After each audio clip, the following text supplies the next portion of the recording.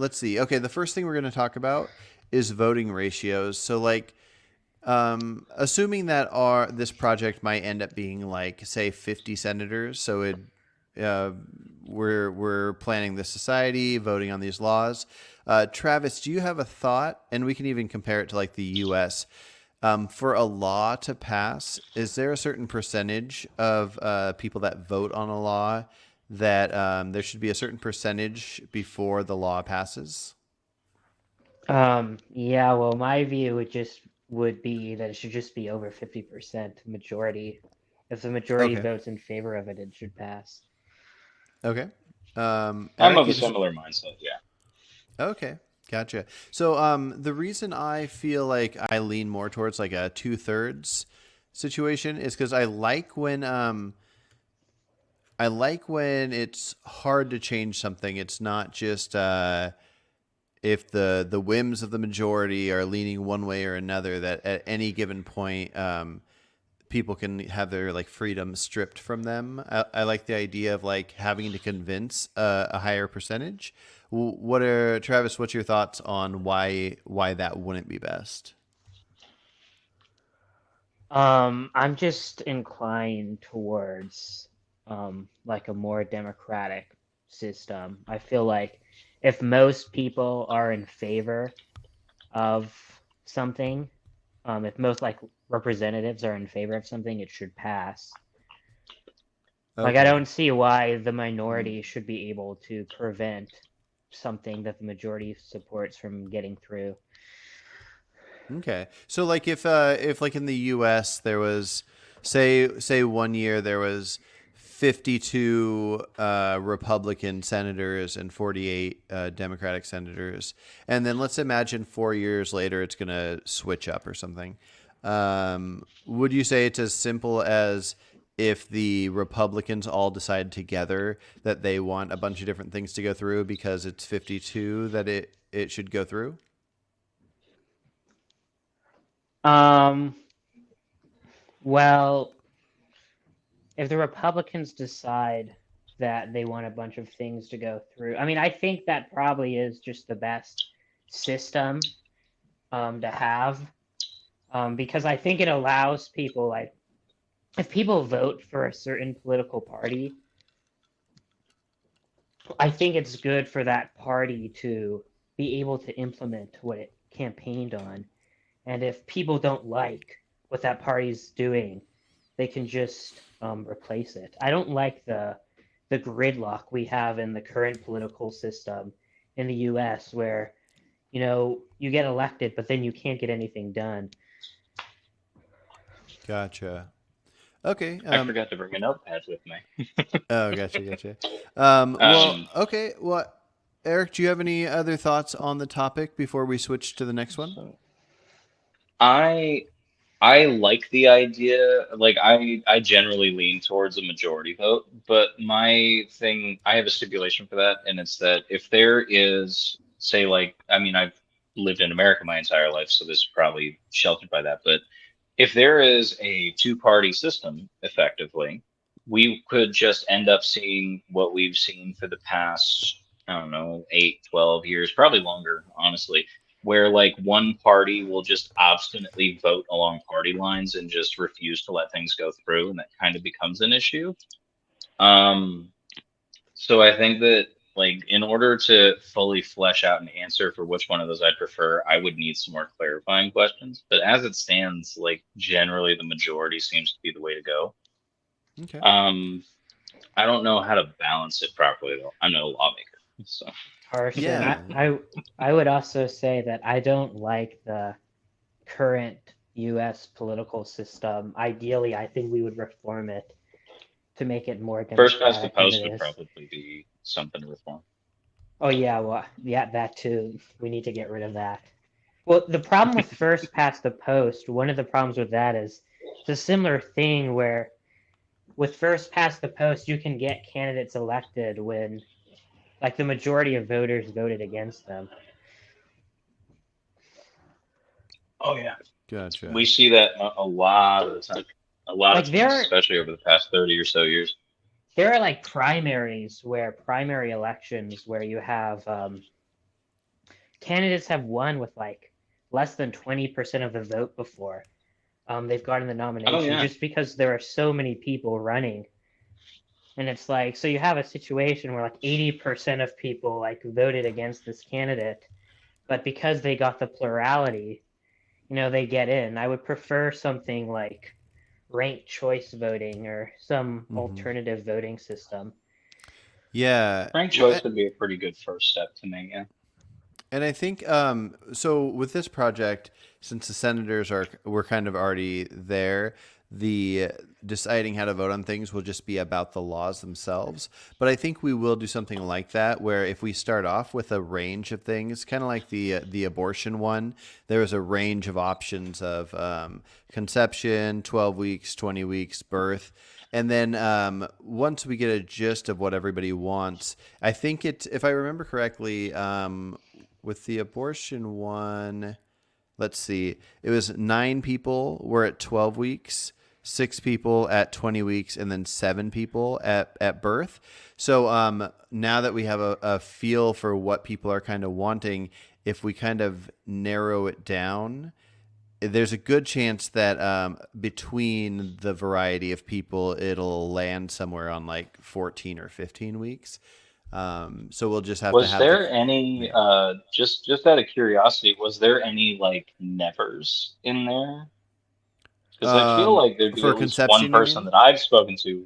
No, I mean like no abortion. I don't remember specifically Yeah. the question, but I feel like that was one of them. Was there nevers? Because I feel like there's one person that would have been a never in that one. Yeah, there were 3 nevers. Yeah, that might also be an interesting. And I think Harley was probably one of the nevers because I remember talking to him.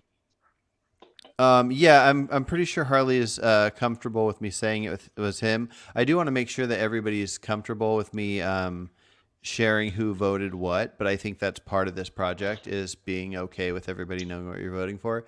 But yes, Harley was a never.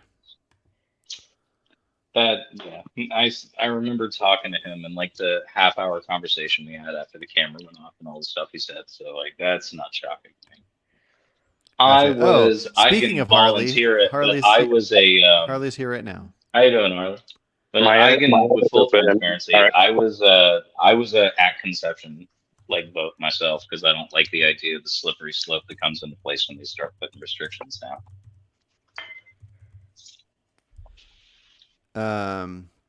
Gotcha. Well, let's hold off on. Oh, they left. Oh, Harley's gone. Let's. British internet. All right. Well, I was gonna ask Harley to. Oh, there's Jeremy. Okay. Hello, Jeremy. Howdy. Hello. Can you hear me? Yeah, let me listen to you guys for a sec because I got the email 1 minute ago and just logged onto the group. Yeah. So Well, here I'll tell you. I'll catch you up real quick. I don't know the context. I'll catch you up real quick. So we're talking about dude. this society project, and one thing I want to get figured out before we go over any more laws. One thing I want to figure out is if we want to vote on how the voting Oh, you ratio guys should can't- play out. Well, hold on, Eric. You can't hear this, can you? When I wave my hat at myself, No, you're fine. it's like 100 degrees outside right now. You're fine. But yeah, so just deciding if we want to. So Travis and Eric both say majority rule. So if we have 50 of us and it's 24 to 26, 26 makes the law go through. And then we just talked a little bit about it. I'm kind of concerned about that. I don't like the idea.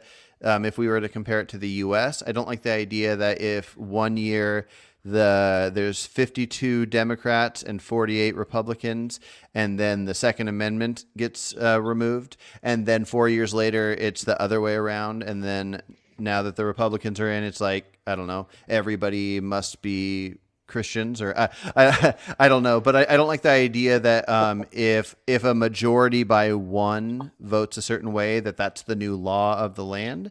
I don't know if my argument's convinced either of these two. So let's go with Phil. Phil, do you agree with these guys on majority rule, or do you lean towards like a 2/3, 3/4?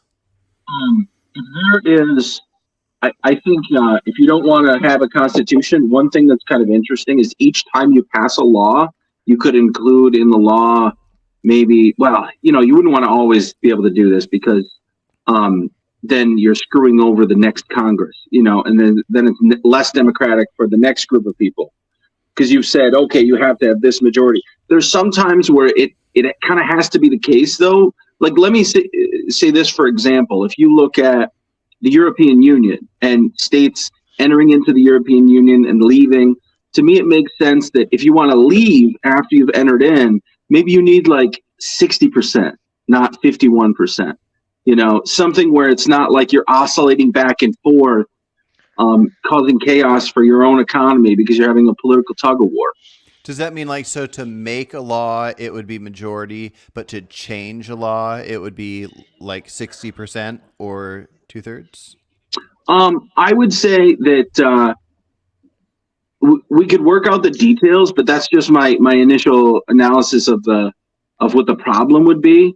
So we could have in the Constitution something that says, well, okay, if you want to set, for example, if you want to say that you need more than 50% of the vote in the future to change the law, then you can set that. But let's say on our Constitution, you have to beat whatever that is by 10%. So if you want to say, okay, we're making this a law and you need 60% of the body politic, right, of the political body, senators, representatives, whatever it is, to then overturn the law, then in order to pass that, you need 10% more of whatever threshold you're demanding. So let's say 70% of your senators have to say, yes, this is the final law, and in order to overturn it, 60%. Gotcha. Okay. Jeremy, what are your thoughts? Oh, you're muted, Jeremy.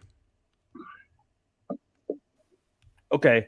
Oh, real quick before you go, Jeremy, Harley, we're just talking about for us senators for the Society Project, if what percentage of the vote needs to happen to change a law. So Eric, who you know up here, and Travis, who you know, both are going for majority rule. So if we had 100 of us, if 51 vote one way, that's the new law. Phil is leaning towards that it has to be 60%. Agreeing before the law is changed, and then Jeremy's about to share his thoughts. So may I make a quick correction? Yeah, sorry. That was only an example. I'm not saying that has to be the case. Okay. I'm a 51% enjoyer as well. Okay. Yeah. Okay. I was going to say my short answer is that I agree with the concept that Phil put out, but the thing I got to say that's going to underlie everything that I say about specific political issues, so it should be the first thing I say, is that I think that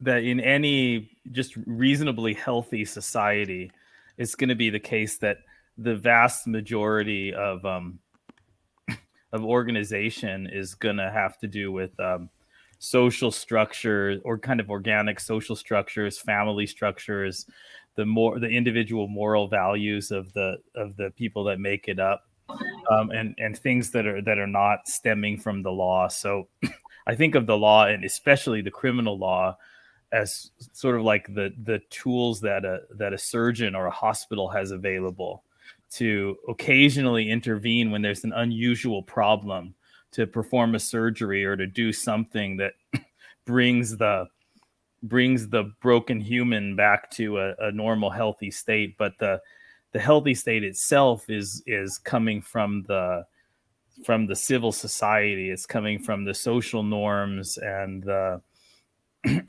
interactions between the individuals.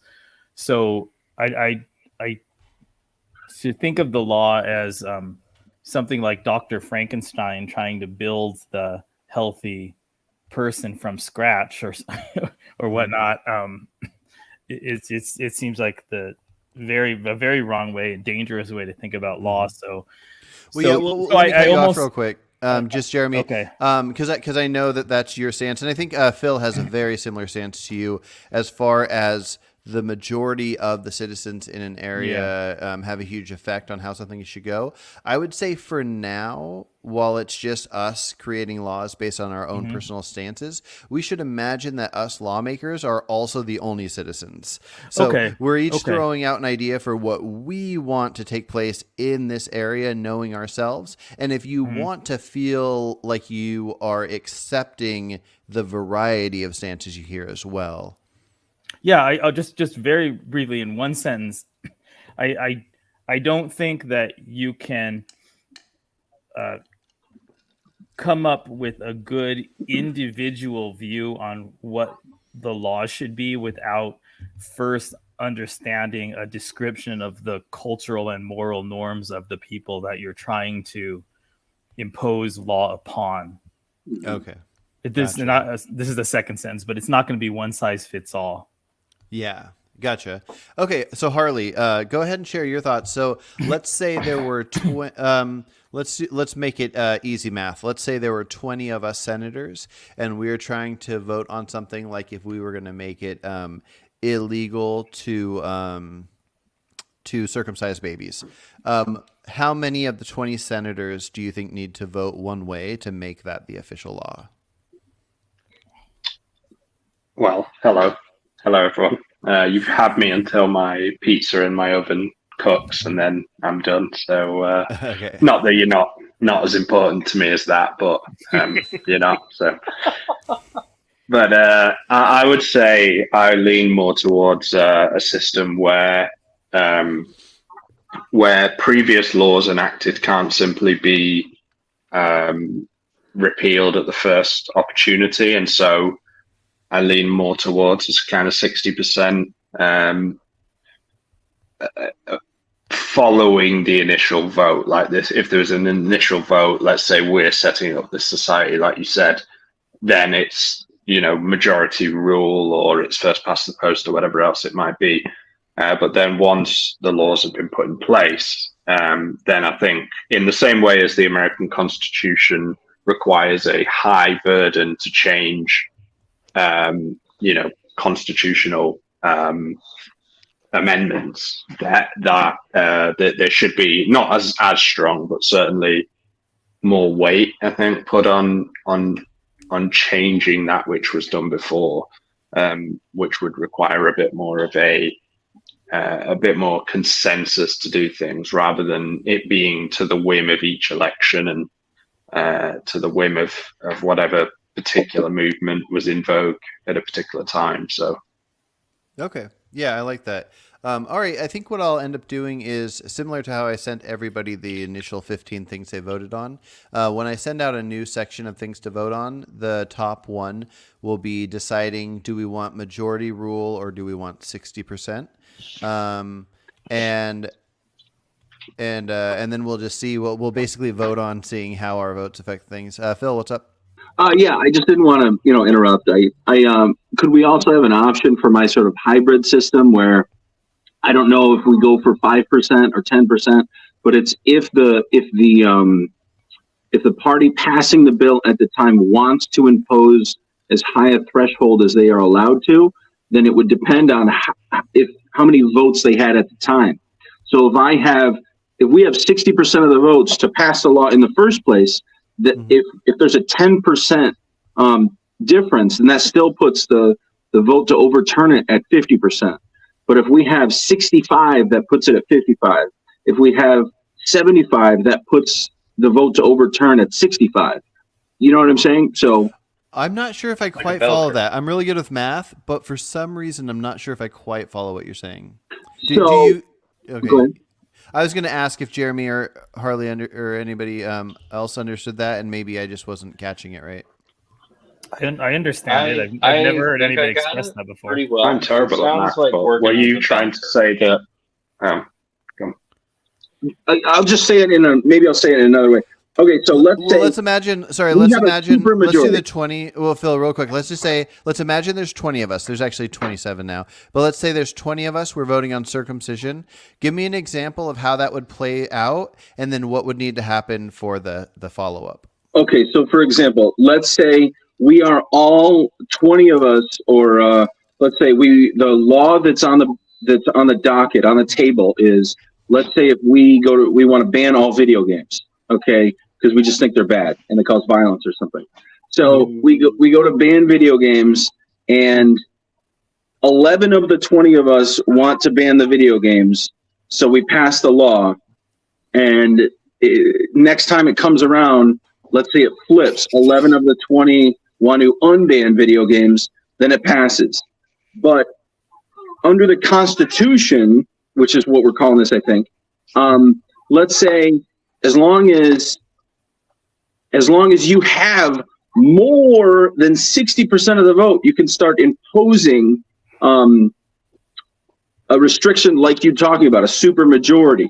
But you would only be able to say, okay, if you'd have to, whatever majority the 20 is throwing me off. Sorry, and my baby is getting fussy. Hold 1 second, I'll be right back. Gotcha. I'll explain what I think he meant. I think I understand him. I understood him pretty well. It's just that there would be different levels of passing some law, where a law that was passed by a larger supermajority would be enforced to a higher degree of supermajority needed to overturn it in the future. Gotcha. If you have a law that barely passes slightly over 50%, it could be overturned by slightly over 50%, right? Yeah. Yes. Can I jump back in, because the whole 20 thing is throwing me way off. If you have, let's say we're settling on 10%. Okay, that means if you have 90% agreement, we all pass the law, then you need 80% to overturn it years later. If you have 85% agreement, then you need 75% agreement to overturn it years later. Gotcha. Okay. Yeah. I think as far as starting out and documenting things, it might be a little trickier. So if you guys, so I'm okay with having that be one of the options we put in, but for the sake of making it less complicated, I might prefer to have the options be just what percentage make or break a law. And then at any point, our votes can change anything. If anybody read the work in progress website I put up, I don't have any veto power. There's no voters that affect anything different than we all are just equally in power of our votes affecting things. And so at any point, we can propose something and then vote on it. And so I think initially just to make it go through what is a law or not law, I think I'll ask people if they would prefer majority rule or 60%. And then if you draft up an idea for what you're describing, and then we propose that as part of the Constitution, then that could just be voted on and then go through, if it goes through. Because I like the sound of it. I'm trying to imagine writing it out and the making the notes on how the next time it's affected. But yeah, let me ponder it, and I'll talk to you with you further on it as well. Okay, so let's. Could I make a intervention? Yeah, for sure. I just figured would they so in this sort of society setup that you've got in, would there be kind of factions in the same way as you have like parties? Nope. I don't think so. I think we would just all be individuals, because since we're not trying to get a group of citizens to align with either of us, or we're not like aligning with each other. I'm sure we could look at each other's stances and we could see how we would fit into parties that are in the UK or in the US or whatever. But at this point, I don't think we need that. I do like the idea of citizen involvement. I've had a handful of people ask me if, like, when they're watching it, like somebody wanted to know if they're allowed to propose laws for this, even though they're not one of the lawmakers. And I think it'd be cool and interesting to see what ideas people that are just watching us bring to the table. but I don't imagine a need for parties, which is kind of cool because I think people are so used to when they have discussions. Like I'm hoping I can put together where I pick two people that disagree on topics or even a panel, and we kind of debate it. I like the idea that like none of us are left or right or whatever. We're just humans with opinions, and I think that'll be kind of cool.